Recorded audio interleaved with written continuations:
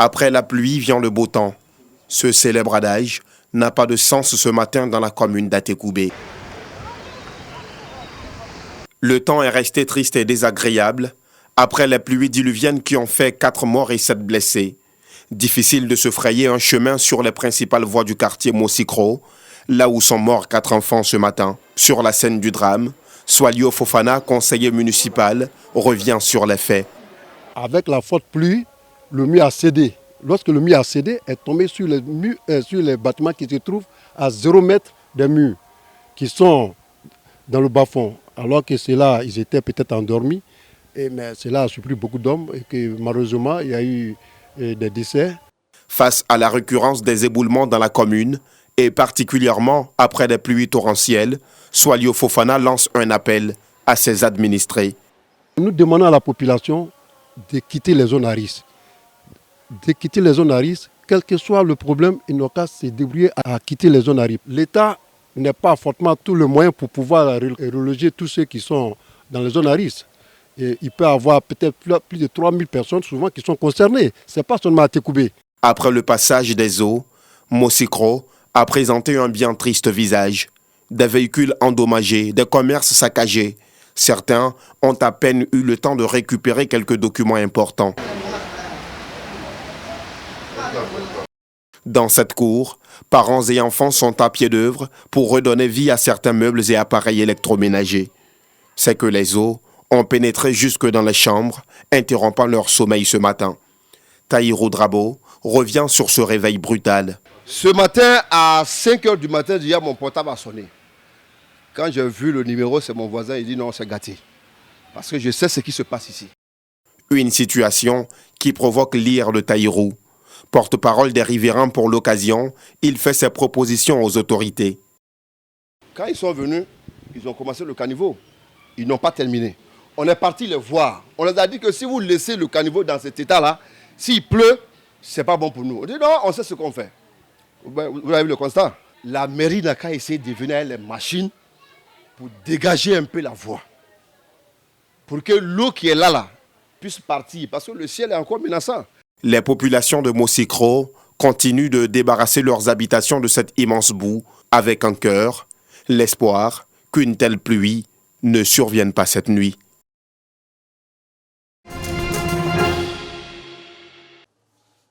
À travers cette remise de chèques aux différents chefs d'établissement, l'ambassadeur de la République populaire de Chine offre ainsi des bourses à 125 élèves issus de 10 établissements scolaires publics et privés. Une aide à la scolarisation que l'ambassade de Chine en Côte d'Ivoire a instituée pour encourager les élèves qui apprennent le mandarin, c'est-à-dire la langue chinoise, à travers les clubs amis de la Chine. La langue est un pont de communication entre les peuples de différents pays.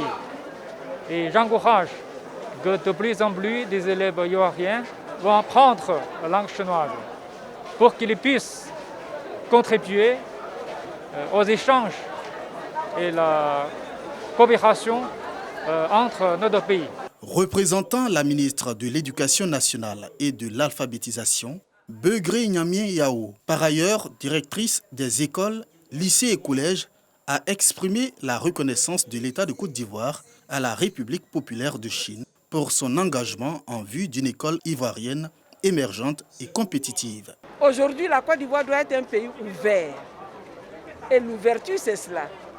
Vous avez appris que dans le protocole, Madame le ministre a donné son accord pour l'arrivée d'un enseignant de langue chinoise. Mais c'est le début d'un commencement. Le réseau des enseignants ivoiriens amis de la Chine, REAC, qui fait la promotion de la langue chinoise à travers l'implantation des clubs amis de la Chine dans les écoles, salue le geste et donne les raisons de leurs actions. L'apprentissage de cette langue ouvre de nouvelles opportunités d'études et de partage à nos élèves. Nous pensons que la Chine devient la nouvelle destination en termes de cursus scolaire, universitaire. Et donc, pour que nos enfants puissent être à ce rendez-vous, il faut déjà qu'ils aient les rudiments de la langue chinoise. Initiée en 2019 avec 30 bénéficiaires, l'aide à la scolarisation de l'ambassade de Chine touche pour cette année scolaire 2021-2022 79 jeunes filles sur 125 élèves sélectionnés. Les heureux élus sont des élèves studieux ayant une bonne conduite et issus pour la plupart de familles modestes.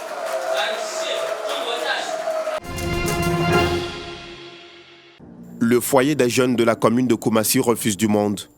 Au programme, la cérémonie de récompense des meilleurs bacheliers issus des différentes écoles de la commune. L'initiative de la mairie vise à récompenser plus de 120 élèves ayant obtenu au baccalauréat dernier les mentions assez bien et bien. Le maire a décidé de les récompenser pour que ce soit un exemple d'excellence pour les autres élèves. Non seulement pour les autres élèves, mais pratiquement aussi pour les communes qui n'ont pas encore initié ce genre de choses. Donc c'est l'encouragement au travail, donner aux enfants la culture du mérite, donner aux enfants la culture du travail bien fait. Pour le représentant de Cissé Ibrahima Bakongo, maire de la commune et par ailleurs parrain de la cérémonie, l'excellence est désormais une priorité dans cette commune en pleine transformation. D'où cet appel à l'endroit des parents d'élèves et des enseignants. La maison, c'est l'éducation de base. Ce qu'on donne à l'école participe de notre éducation. Et je disais dans mon intervention que c'est à la maison qu'on apprend à dire bonjour. C'est à la maison qu'on apprend à dire pardon. C'est à la maison qu'on apprend à être honnête. Donc le travail des parents, il est très très très important. Et il faut travailler en collaboration avec les enseignants pour que le résultat soit bon. Les bacheliers ayant obtenu la mention assez bien repartent chacun avec une carte de bus valable pendant 1 an, une tablette et un diplôme de mérite. Pour les bacheliers avec la mention bien, c'est un ordinateur et un diplôme de mérite.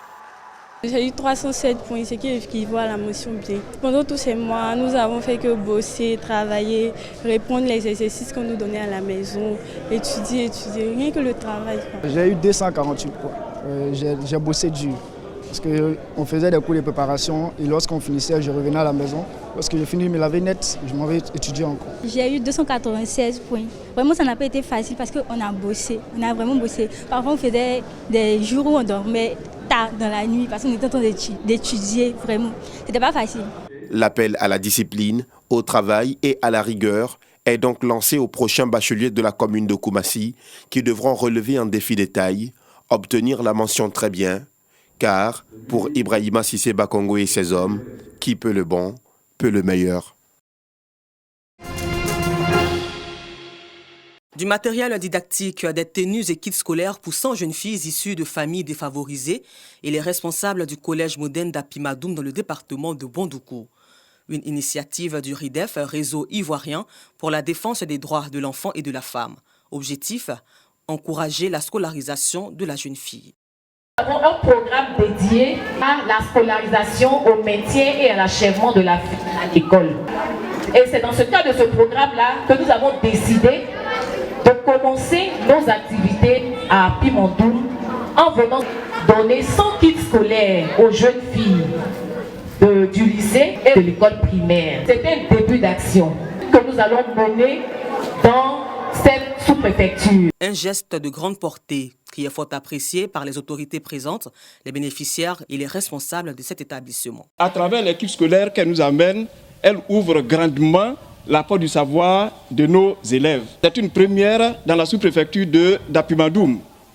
C'est pourquoi les parents d'élèves, les élèves et nous-mêmes enseignants, nous vous disons infiniment merci. En cette rentrée scolaire, vous venez les bras chargés pour réduire les souffrances de nos parents. Que Dieu vous comble de toute sa grâce. Vous portez une attention particulière à l'avenir et au bien-être de nos femmes et de nos enfants. Témoignez toute ma gratitude. Ce geste qui nous va droit au cœur. Le RIDEF, Réseau Ivoirien pour la défense des droits de l'enfant et de la femme, fait de l'éducation et la lutte contre les violences basées sur le genre son principal combat. La valeur de ces dons est de 2 millions de francs CFA.